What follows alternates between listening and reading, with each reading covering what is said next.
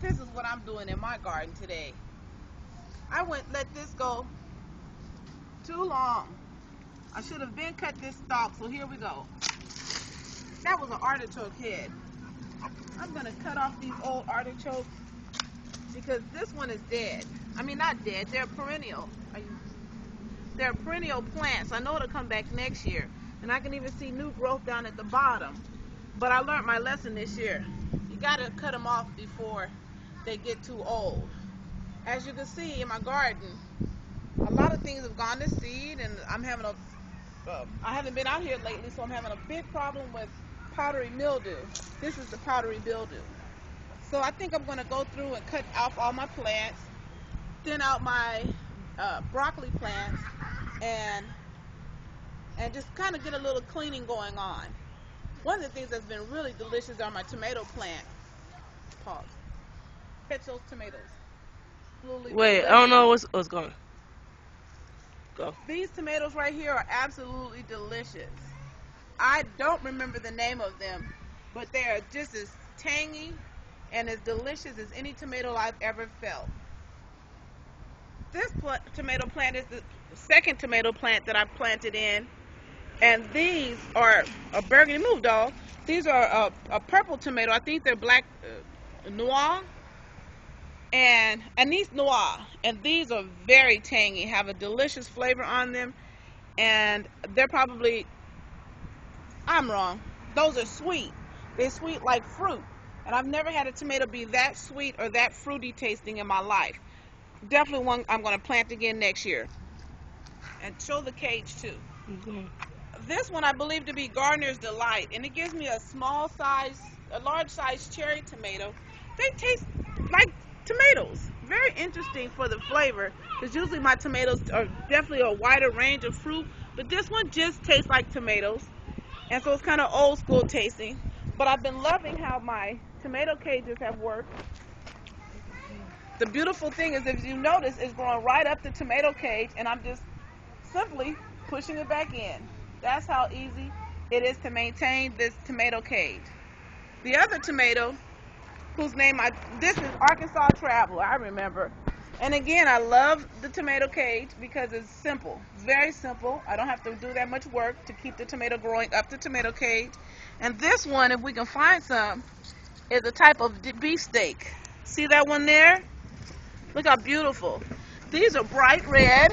I think I can grab one off. Over here. Oh, I got one. Beautiful beefsteak, a dark blue red. And I have not tasted one of these without it being in the refrigerator. My kids keep putting it in the refrigerator, so I don't even know what it tastes like. Maybe I'll let you guys taste today, huh? This is the tomato. These are my self-watering containers.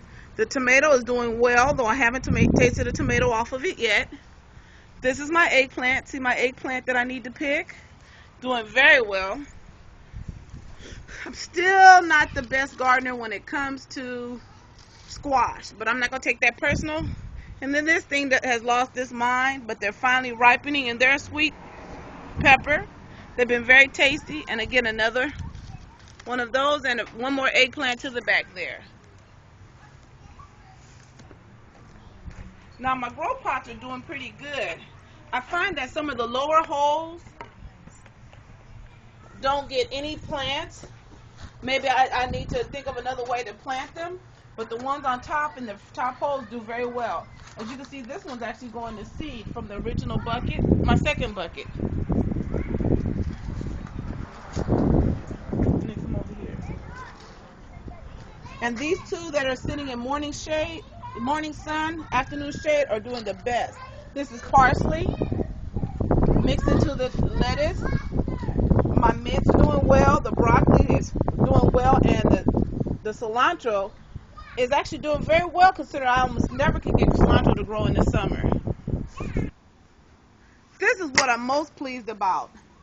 This is my tumbling composter that I made myself, and as you can see, the compost is working. It's got a couple of things that I would do differently. When I made the top, I have space that where bugs can get in on the sides, and so I am still having a fly problem, but it's not nearly as horrendous as it was the last time I tried to compost. That was disgusting because I don't find very many larvae in there. The other issue I'm having is, I don't know if you can see that, but it's pretty wet. I'm not sticking my hand in that. It's pretty wet, but it is, well, maybe I will. Ugh. But it is composting the food that we scraps that we come out of the house. Of course, that's that are bug free. And the other problem I had was the wheels are too close, so it takes a lot of work to turn this.